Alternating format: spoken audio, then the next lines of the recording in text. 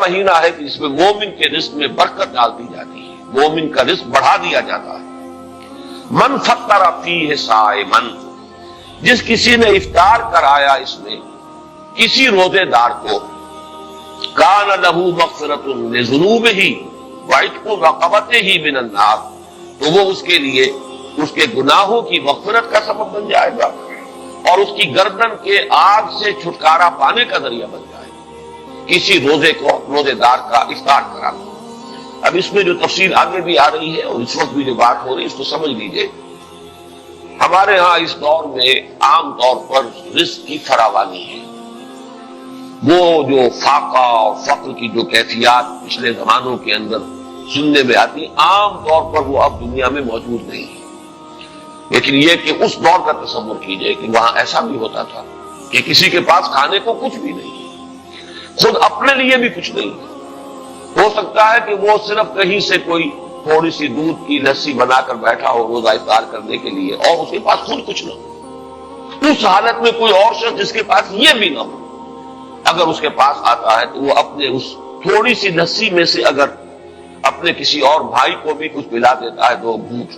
تو اس کا جو اجر و ثواب اس وقت اس پس منظر میں ہے اس کو ذہن میں رکھیے۔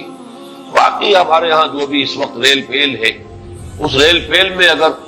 آپ یعنی روزہ افطار کرنے کی محفلیں روزانہ بھی منعقد کر لیں اور افطاریاں کرائیں اور بہت اعلیٰ افطاریاں کرائیں تو اس کو اس حساب میں شمار نہ کیجیے۔ بہرحال وہ اپنی جگہ پر ہے، اس کو انسان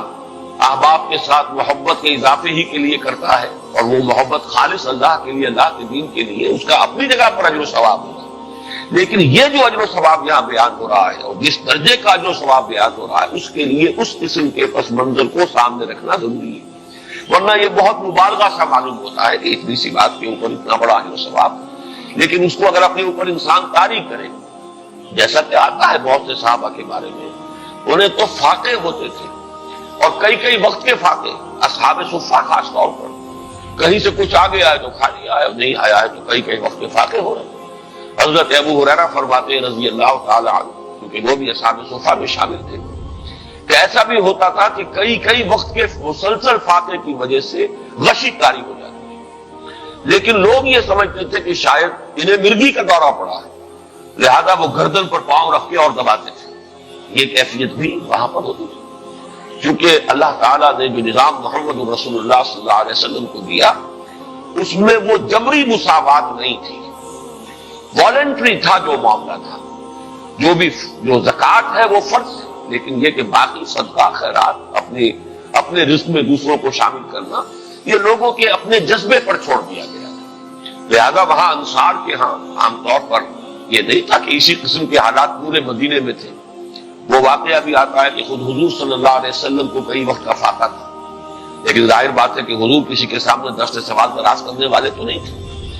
اتنے میں حضرت ابو بکر آ جاتے ہیں، ان کی کیفیت بھی وہی ہے، حضور نے دیکھ لیا، چہرے سے مشرے سے اندازہ ہو جاتا ہے کہ فاقہ ہے۔ حضرت عمر آئے، ان کا حال بھی یہی،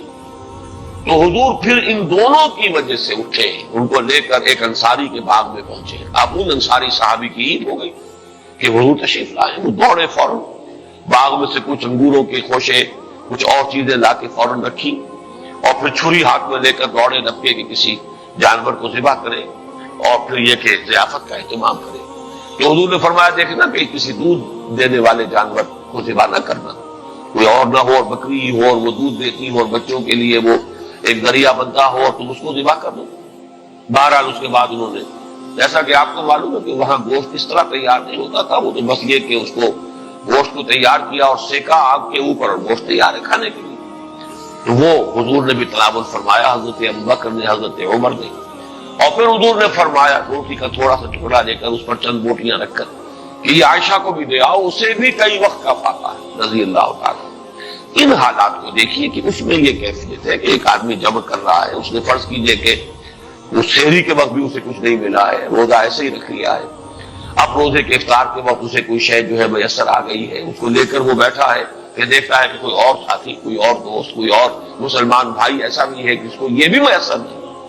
اب اس میں سے وہ چند گھونٹوں میں سے چند گھونٹے پلا دینا، اگر ایک گلاس کسی کے پاس ہے تو اس میں سے 2 گھونٹ پلا دینا، واقعتاً اس کا اجر و ثواب جو ہے وہ وہی ہوگا جو حضور صلی اللہ علیہ وسلم بیان فرما رہے ہیں۔ تو فرمایا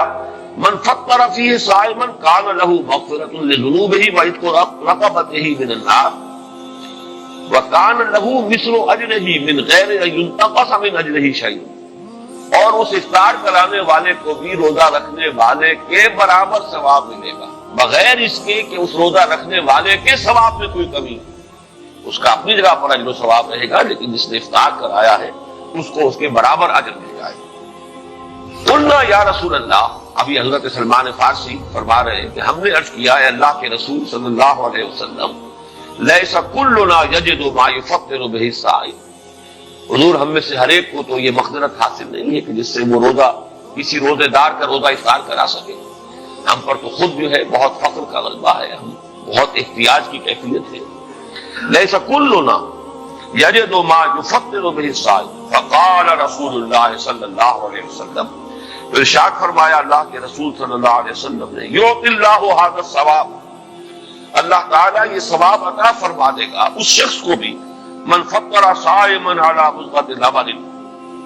جس نے کسی روزے دار کا روزہ افطار کرایا کسی لسی کے گھونٹ پر، اور شربت من ماء، کہ اب پانی بھی کسی وقت اس قدر کمیاب ہو جاتا ہے کہ پانی ہی نہیں ہے، تو پانی میں سے بھی کسی کو حصے دار بنا لیا ہے، تو وہ اس کو ومن اشبع صائما سقاہ اللہ من حوض شربۃ لا یظمأ حتی یدخل الجنہ، اور جو شخص کسی روزے دار کو پیٹ بھر کر سیر ہو کر کھانا کھلائے گا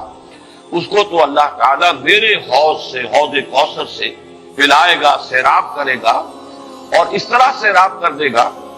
کہ پھر جب تک وہ جنت میں داخل نہیں ہو جائے گا اسے پیاس کا احساس نہیں ہوگا، یعنی اس درجے سیری کا احساس ہو جائے گا کہ اللہ تعالیٰ جب تک کہ جتنے مراحل ہیں یوم حشر کے اور اس کے مختلف مراحل اور مدارج، وہ آپ کو معلوم ہے یوم یجعل الولدان شیبا السماء منفطر به کان وعده مفعولا،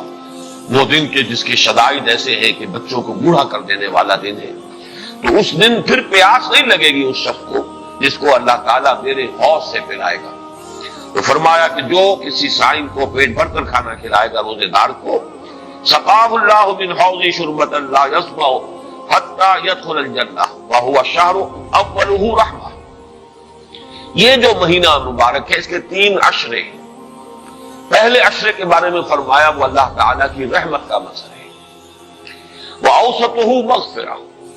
اور اس کا درمیانی عشرہ جو ہے وہ گویا کہ اللہ تعالیٰ کی طرف سے مغفرت کا پروانہ لے کر آتا ہے، وَآخِرُهُ عِتْقٌ مِّنَ النَّارِ، اور اس کا آخری عشرہ وہ تو گویا کہ آگ سے مستقل چھٹکارا پا جانے کا پروانہ ہے، وَمَنْ خَفَّفَ عَن مَمْلُوكِهِ فِيهِ غفر اللہ لہ وَأَعْتَقَهُ مِنَ النَّارِ، اور جو شخص اس ماہ مبارک میں اپنے کسی غلام کی مشقت میں کمی کرے گا، تخفیف کرے گا،